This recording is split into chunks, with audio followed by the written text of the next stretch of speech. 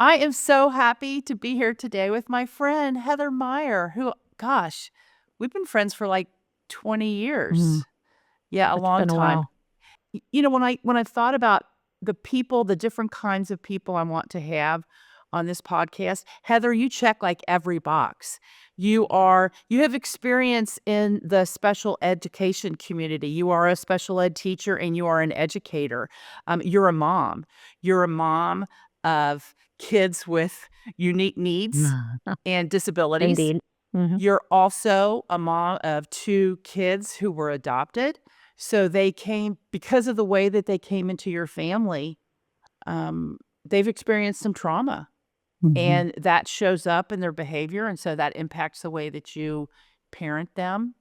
But there's so much more about you. Oh, and my favorite thing is Heather loves tacos, and so do I. So typically when we get together, like, I'm thinking about it's almost always at a Mexican restaurant. Um, Mhm, mhm. yeah, it Pretty is. much. What else would you like to tell our listeners about who you are and why you're passionate about this topic, about every child Mm. belongs? I have been for as long as I can remember. You covered it pretty well, but I remember going into education and someone saying to me, I went into elementary education first, and it was the superintendent said, I have a file this thick of teachers who want to be elementary education teachers, and I have maybe 3 files of teachers who want to be special education teachers. So have you ever thought about that? So I was 19 maybe at the time. I mean, who knows what you want to do when you're 19 years old, but I went and observed a class, and from that moment forward, I kind of developed a love for these kids that I work with. And then, of course, becoming a parent of kids who also have some disabilities and some needs just further deepen that. So, yeah, it's been longer. I've been passionate about it now longer than I wasn't. You could say at the Yeah, States. yeah. And Yeah. one thing I didn't mention is the church that we go to. Mm, You led the special needs ministry, which now is called the inclusion team, right. for a number of years. And under your Right. leadership, it really grew and thrived. And you did this as a volunteer while you're Yeah. doing all this other stuff on the side. So maybe let's start with that. Um, Okay. talking about leading that ministry, because one of the places we want kids to belong is at church. Hmm. For So, sure. as you led that team, what were barriers to belonging, and what did you Mm. find really helpful in helping kids find their place at the church? Uh, the biggest barrier is just that it's so volunteer intensive, right? So many of these kids really thrive with a one-on-one buddy, which is what we figured out very quickly. And that takes a lot of volunteer manpower. Thinking back to that, I mean, we were able to do it at our church because it was a larger church and it was still hard. And I think that's a big barrier sometimes for smaller churches to be able to commit to that. I mean, as you know, my son benefited from that ministry, and he still continues to benefit from that as an adult. But it requires, if his volunteer isn't there, his buddy isn't there, we can't really go. So we can go, but we cannot all go into service. One of us has to stay back with him. So it's just a really volunteer heavy um, kind of ministry. So that Yeah, would but be the I biggest barrier. and I'd say we do attend a large church, which means we have a bigger volunteer pool to pull from, but Hmm. that also means that we have more kids needing Right, buddies. And right. I I mean, I say this every time I talk to a church about buddies is look outside your typical Hmm. kids ministry volunteer pool. Now I know Yes. for your story, and I want to talk about your story. Can I say your kid's name? Oh, sure. Okay. Yeah, So he's good. talk about Will. Yeah. Before like my nephew, Mm, his buddy was not a kids ministry volunteer, but he right. was the guy who loved my nephew. And I don't Mm. know, you may have even recruited him. I don't I don't know if you I cannot rember. It's but been he so was long. But he was with him for years, and so Mhm. I think churches who are saying, "Oh my gosh, we don't have enough kids ministry volunteers, how can we possibly have buddies?" Right. Look outside because there are people who would never wanna be in charge of a two-year-old room, but if you just Right. say, "Hey, I got this great kid, Will, and he just needs somebody to hang with him, and he loves to" all I can think of when he was a preschool, he loved to get naked, but, he Right? that's right, yeah. Um We'd approve that. That's right. That's good. That's good. But so tell me about Will's relationship with his buddy and what makes his buddy Mm. so great. Will's 20. He's been with his buddy Mike since he was 3, so 17 years. I we have just been so unbelievably blessed. That's not the typical relationship whatsoever, but, um, you know, they've just developed this relationship over time, and, it's just worked. So, you know, Mike came to us because he wanted to volunteer in kids club, and he was sort of like, I don't know if I want to do the special needs ministry or if I want to work in a 3-year-old room. And I remember at the time I wasn't leading the ministry. I remember the leader at that time said, well, I've got a kid for you who just happens to be in the 3rd grade or the 3-year-old room rather, You can do and both. you could do both. Look, it's the best of both worlds. So when they get together, now, Will's outgrown the kids area. So he is officially a volunteer with our team that welcomes and cleans up in the atrium, and so they do, I think, still do a little bit of like table wiping and things. But then, Mike draws for him, and they talk, and they interact in that way. So right now, Will really loves and has for years. Mike's when people draw for him, so Mike will draw for, a lot of the service. They find pictures on the phone and then they draw together. So Mike's been with Will for a really long time, which means they've Mhm. transitioned from the preschool room to the elementary rooms to student ministry, and now Will's an adult. Mm. How were those transitions hard? What were things that helped as Will transitioned? What are things that Mike did that helped? So people can learn from that. So the transition really from preschool to elementary was not incredibly difficult. That was probably the easiest transition. The hard part about that is that they listen to, longer Bible stories and they talk about those. And Will's attention span really didn't hold all the time for that. So Mike figured out what Will was interested in and where to plug him in or get him engaged. So, worship music. They would get up and they would dance around with the kids and they would play the games and they would listen to the Bible story. But when kids started talking in small group, a lot of times he would give Will a break at that point. Um, they might run around, they might shoot basketballs, depending on what room they were in. They might watch kids shoot basketballs during, free time. But he just figured out, what worked for Will and plugged him into those spaces. So I think one of the things that the volunteers did a really good job at was giving Mike and Will the freedom to do what they needed to do. So if they needed to get up and move, that's what they did. Mike was able to accommodate Will really well in that way. Well, I think Yeah. the I mean, I got to observe it, and it was so fun. Just a couple weeks ago, I got to see them again together, Oh, yay. and I think the volunteers recognized Mike Yes. as the expert on Will. Oh, yes. Yes. And that's become increasingly important because once he got out of that elementary time period or, that stage of his life, there really wasn't a great spot for him because the gap was pretty wide, in middle school and high school at that point, the kinds of activities the teenagers were engaging in. Will wasn't as interested and there was um, less of the games and the worship at that time. So Mike figured out how to plug him in other ways and to like if the day they would try to help volunteer, find a place where there was a need. And Mike just figured out what really motivated Will and tried to engage him in any way he could that way. Right. And you know what? We've talked a lot about Will, but why don't you tell our listeners more about Will? So Will was born with a 4q chromosome deletion. That's what we knew, pretty much after birth.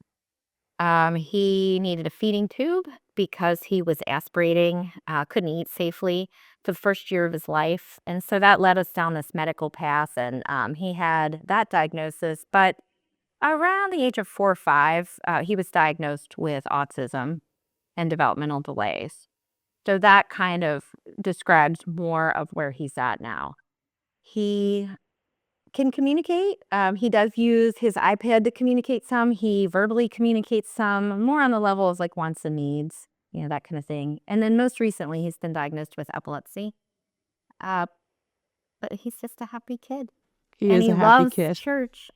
He He loves looks church. forward to church every week. Oh, I love the stories of him like counting down on his calendar Oh, yeah. to Sunday. And I hope that that's encouraged to parents who are listening who can't get their kids to church, that there is hope. I mean, that's his favorite time during the week. And I know Will, because he doesn't communicate like you and I do. He's not going to have a Right. conversation like this. What are things that we can do to help Will feel that sense of belonging? Well, and that way I don't think it's much different than other kids. We all want to belong. So finding ways that he can engage. I mean, one of the things he loves to do is watch the middle schoolers shoot basketball. So they sometimes will watch the kids, and Will be the biggest cheerleader on the side, like, hey, good job. He likes to do that. He loves to listen to the music and dance around. He loves to have a job or a task to complete. So, Mike's found him jobs that are meaningful, and those bring purpose to Will's day and hope.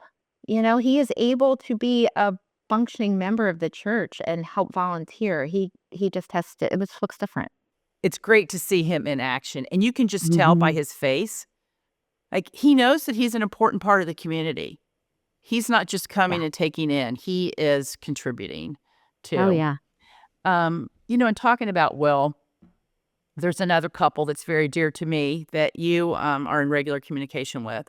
And you all refer to your kids as your forever kids.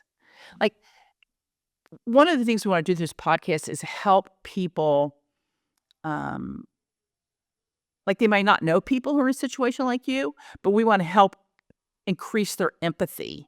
And this isn't pity, but empathy, a greater Right. understanding. So tell me Right. more about what that means to have a child that is considered your forever child. The first thing that comes to mind is the need for community because, and this has been a through line throughout, Will's 20. So for the last 20 years, because what I realized very quickly is that having a forever child is isolating. And that's where the church or friends and neighbors and people step into that gap. I've seen it. I have seen it as mom. I've seen it as ministry leader. I've seen it as teacher. One of the things that people say over and over and over is it's difficult to find that community. It's difficult not to feel isolated because we're limited on what we can do. We are at a stage of life now where our friends are becoming empty nesters, and it'll be Jim, myself and Will. Your nest Everywhere we is not go. going to empty. The Yeah. nest is not empty. And so, if we want to go up to the local pub for a drink, Will's going to have to go with us. If we want to go somewhere out to dinner, Will's going to be going with us. So I think community is the biggest need, and where people with or without those in their lives with disabilities can step into the gap. Okay. And you've built a great community around you. How have Yeah. you done it? How would you, people who say, well, I can't do it. What would you say to them? Just to take a step. So one of the ways we took a step, we didn't even realize it, I think, at the time that we were taking a step, but our next door neighbors have a son who is also neurodivergent. And so he happens to be the same age as Will. And we realized when the kids were little that we were going to be stuck in our houses at times where other people might go to neighbors' houses, like the 4th of July or, Halloween. So we brought the community to us. we became very close with our neighbors and we said, well, why don't we host a party? And so we started hosting all sorts of things and we invite everybody from the neighborhood and it's an open invitation. Anybody can come. And it has grown and it's changed over the years, but that makes you feel less isolated because I can't just accept an invitation to go to my neighbor's house for the 4th of July. Right. I think that's one of the coolest. I'm glad you said, because I was gonna ask you to say that if you didn't. That's one of the coolest thing I've seen. And I've because we have a mutual friend who lives a little bit over, and I've walked to your Mm. backyard and Mhm. bounced on your trampoline. I mean, you just have an open backyard. People can come in, and there's been other kids there that I know aren't your kids. Right? And I have told more people the story of how you do that, Heather, because I think sometimes it's isolating because Will isn't safe in a whole bunch of different environments, or Correct. he's not comfortable. Right. So invite people in. Now, how does your community, though, help you in that? You're obviously not doing all the work all the time, even though it's at your house. No, and well, really, we've just lucked into, I think, a great community, but we've consistently looked for opportunities to build that. And so, when we have these things at our houses, those might be potlucks. We don't have to, because it can be overwhelming, right? We don't plan a full meal and decorations. It's very open and it's very relaxed, and we just put things out there. Sometimes it's just as simple as putting something on Facebook. Hey, we're having our yearly gathering. Anybody that's local is welcome to come over. We've always made it very open, and people just show up. They show up with help. They show up with, I mean, on the 4th of July, they show up with sparklers for the kids and food and drinks, and people invite people and they show up. So, Heather, you talked a lot about community and how community supports you. There's Mm. obviously a benefit to you when your community helps you. But what I've seen, and sometimes we forget, which then makes it's hard for us to accept help, but Mm. the people who are giving also benefit. What would you say? Where have you seen other people benefit, and how has that impacted your willingness to receive help? Well, it's impacted it greatly, right? I think all of us naturally, well, maybe not all of us, maybe just me, but many of us have trouble receiving, right? Receiving compliments, receiving meals. We've discussed that. But receiving help makes you feel like you're you're constantly, at the will of someone else. You're a burden to other people, and so the more comfortable I've gotten with receiving, the more I see the benefit to those parties involved. Um, a couple ways that's played out. One is through the siblings of kids with these differences, right? My oldest is a senior in college and is in process of being accepted to PT schools. And she's worked at children's with these families. And so her ability to see us receive, I think, has also impacted her want to give, you know? um, which is just really, a really fun thing as a parent. I have a friend who has adopted through the foster care system, and not maybe so much our family, maybe some of what she's seen with our family, but also being able to give to another family that of mutual friends who have a kiddo much like Will, around the same age. She did a lot of driving, for that family and transporting and helping. She and her husband both did. And as a result of that, they were led to adopt multiple kids with pretty significant disabilities out of the foster care system. And had it not been for her role in blessing that other family, they would have never come to that point full circle in their own family. So Right. I think everybody benefits. Yeah, and Heather, you're not the only one that has trouble receiving help, just so you Well, know. thanks. That's why there's so many books about getting better at receiving help. And a Mm. friend once told me we were going through a hard time, and people had been we had a kid that was in and out of the hospital for months, and we had been getting meals for like 3 months. I finally said it's too much, and she said, "Well, if you want me to tell people to quit and then rob them of the joy of serving you and your family, I will, which might have been a little bit of a guilt trip. But no, that's actually what I needed to hear, because even by saying no, we're making it all about us. We Yeah. forget that the person on the other end actually sees us going through a hard time or suffering, and they want to do something Right. tangible for us. And so allowing them to mow our lawn, I I think considering when somebody has contacted us and said, "Oh, I hate to ask this, but could you help me with this?" I don't feel that they're a burden. I'm honored No. that they trust me enough. I Right. mean, when you've called me, and I'm sure, I hope, when I've called you, Mhm. you feel honored that we're letting you into the muck of our Right. life. Right. So, I that's so good, Heather. So, yeah, if anything, don't be like me and Heather, receive help Thanks. freely.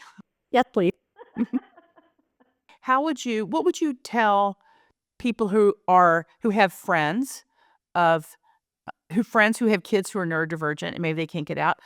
What would you advise their friends to do? To reach out and to show up. So, we don't always ask. You feel like you're asking for a lot frequently. You ask for help, and sometimes you don't even know what kind of help to ask for. Right. But I've had people say, "Hey, you know, do you want to go out on Friday?" And, the answer frequently is, "Well, let me see if I have someone to stay with Will." And sometimes I do, and sometimes I don't. And so what some of my friend has done have said, we'll come to you. We'll come over. We'll bring food. We'll bring drinks.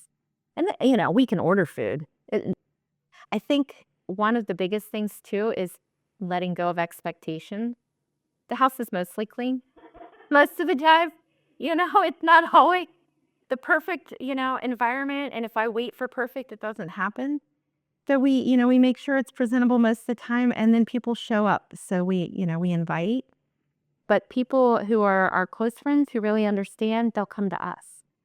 They continue to invite.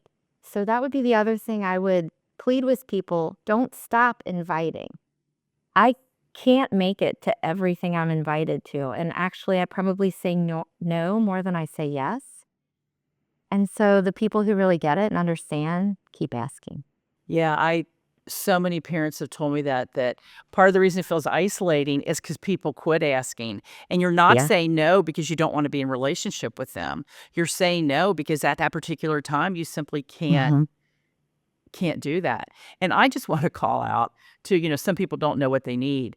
I Mm-hmm. was going, as an adoptive mom, as you're well aware, Heather, we went through a really hard period, and you were in my van that my shocks weren't working, and you're like, "This is dangerous. Like, what's going on with your car?" And, at Right. that point, I would never have asked you to help me with my car. I didn't Right. even I was so buried in just the day-to-day life, Right. and what you did for me is you told me to drop my car off at a certain time, and you and Jim, your husband, just took care of it. And I think that's part of it too. If you Mm-hmm. see a need, it's okay to say, Kim, you've got no shocks in your van, and that's Mm-hmm. dangerous. So I'm gonna give you a time and a place, and you're gonna drop your car off, and we're gonna take care of it for you. Or, I'm gonna fix tacos tomorrow night, and I'm fixing spaghetti Yeah. the next night. Which night do you want me to bring dinner? Which I know you would pick probably taco night, but, Of um, course. don't you think, just because I think some people are Yes. afraid to do that, they think, "Oh, I'm being too bold," or, um No, but that's needed because if someone says, "Hey, can I bring you a meal?" My first inclination is going to be to say, "No, I'm okay." And when someone says, "I'm getting you a meal," just the smallest difference in words makes an enormous difference, or sometimes not even asking, just showing up. I've had people drop off the makings for a meal, groceries on my front porch, when Will's been in the hospital. Just doing it, seeing a need and doing it is, if I get asked, my tendency is always to say, "I'm okay. I'm okay." Right. Why is that? I do it too. I wish I we don't could get over know. that. But until we do get over that, Yeah. let's give people, what are some things that people have just done for you? Because this might give other people ideas of what they might be able to do for their friends. Well, of course, the meals. I'll never forget having a really difficult dentist appointment. When Will went to the dentist, he was this is really rough when he was little and just so stressed. And so I happened to say something. I think I said something on Facebook, and it was a family member of yours actually who sent me a message and said, "I'm bringing you a meal for dinner tonight, so you don't have to worry about it." And I didn't even have time to think about it. So she just showed up. And then she stayed with me because she'd been through it with her own son, you know? So she stayed with me for a few minutes. Things like that are huge. Our next door neighbor, he's out mowing his grass and he just mows ours, because he knew that it was a really rough week. We were in the hospital earlier in the year with Will, and so he just took care of it. It's just looking for an opportunity. We've had friends that I'm not always comfortable with, somebody will say, like, "I'll stay with Will so you can go out." And sometimes that's hard. If it's somebody that we have a close relationship with, that works. But sometimes it's removing other barriers. Like I said, just showing up and bringing the food, showing up and bringing the drinks or a games, something to Right, do, just right. being there. And I'd say too, if you're a parent, think about what you're doing for your kid right now. Like I have done Valentine boxes with siblings of kids that are having a hard time. Or as the summer starts, I'm like, oh, those kids are in swim team now. My kids are in swim team. Can I just pick your kids up? So I think when we can't think of what to do, think about what our kids are doing. Back to school. I've taken other kids back to school shopping because there's something going on in their house. And, we go to Staples. I do limit. I'll go to 2 places and then we get on Amazon. Like that's all I can handle. It used to be Well, just 1, so I have improved. But because not only do we want kids to belong, we want their parents to belong too. And part of the way we can do mhm. that is by supporting them. And Can I I? want to go back to Mm, the church, yeah. and because you led such a thriving ministry for so many years. And I talk to churches who say, I just can't, we can't do it. It's, Mm, we're too little, or there's too many, or we've started and it's too hard. What encouragement mm. would you give them you can give perspective from a leader of a ministry, and you can also give perspective from the mom of a kid who is neurodivergent. Just to start somewhere. I think take a step because it is overwhelming. And I remember looking at the lists of kids and the emails we would get, from people who have been from church to church to church. It's hard and it's overwhelming and it's sort of heartbreaking, right? That of all places they can't be, church is one of them for so many. But just taking that step, and maybe it just starts with finding people to hang out with the kids. It doesn't have to be a full lesson. It doesn't have to be this amazing craft at the end with a Bible story and a verse. It just needs to sometimes their parents just need to be able to listen to a service and have a minute to be able to focus on something other than their kids. And if their kids are safe and loved and cared for, that's the first step. Having people who are willing to do that is sometimes all that's needed. Yeah, and a kid can learn about Jesus even if they don't hear a Mhm. minute of the large group and they don't do even the first step of the craft. You know, Exactly. they learn about Jesus from us being Jesus to them. Exactly. And Mhm. I would say too, other kids, when people would see Mike interacting with Will, Mike is then a model to the other kids Right. of have you seen that at all? Where kids will Yeah, off and on. Yeah, where kids will ask, will ask questions about Will and Mike will answer them. So, other kids are also learning how to treat their peers who might have some differences, right? Just through interacting. If we don't include them, we don't give them that opportunity for sure. So, how do we train kids to interact with kids who are different than them? First is we don't put them in the basement of the church for the whole hour because then they're going to think that is the Couple. exception. Then it's going to feel weird when they're with them. But how do we train kids to include others? Do we need to train them? I don't even know if do we need to train them, They ask questions and we answer them honestly and out of respect for both parties, you Yeah. know. I would tell volunteers, make sure you're including the child with a disability in on that conversation. We don't always answer the question for them. We include them in the conversation. But I don't think kids need to be trained. I think they innately know. It's the That's adults that mess it up sometimes. that's so good. You know, um, a friend of mine, I think you know Jen Kendall. She Mhm. calls herself a little person. She's a dwarf. Mhm. And she says the kids aren't the problem. The adults are. That kids will say stuff like, "Why is Will doing that?"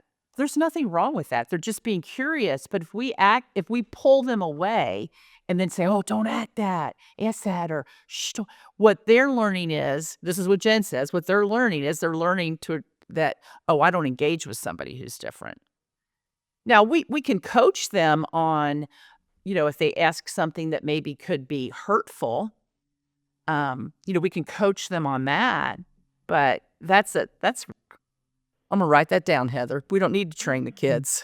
We can Oh, learn a lot from the kids on we that. can. We can. Um, okay, as we close up, I wanna ask you just some rapid fire questions, okay? I know you love spontaneity. She Oh, doesn't yes. really, It's my favorite. but she loves me, so she'll do it.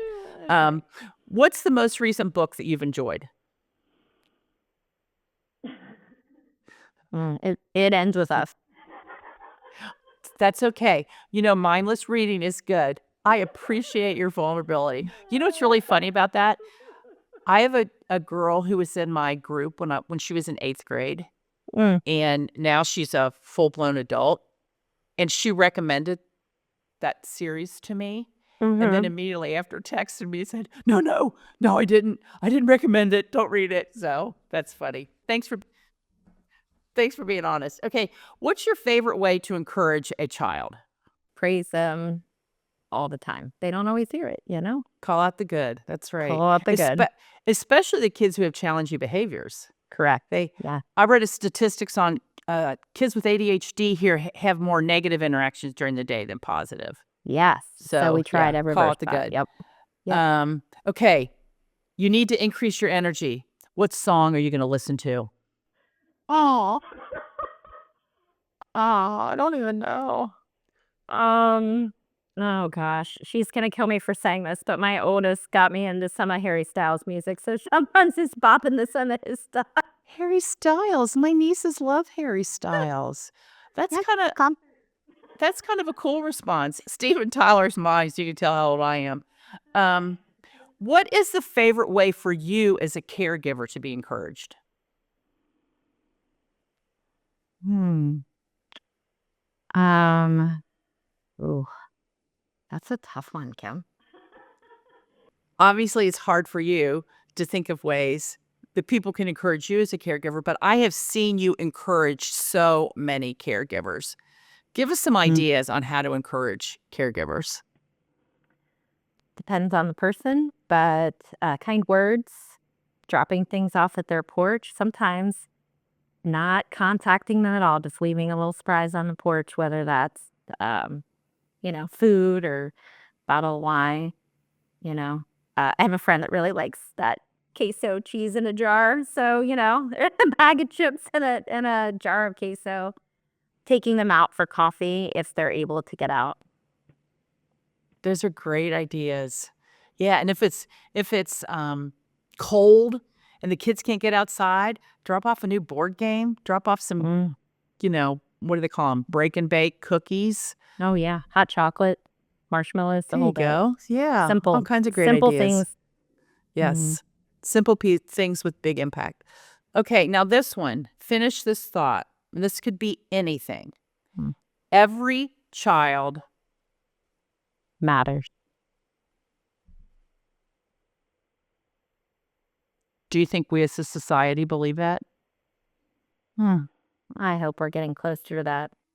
I think we are. I mean, think about when you were a kid in school. I know when I was a kid in school, how many kids did you see like Will in your Right. school?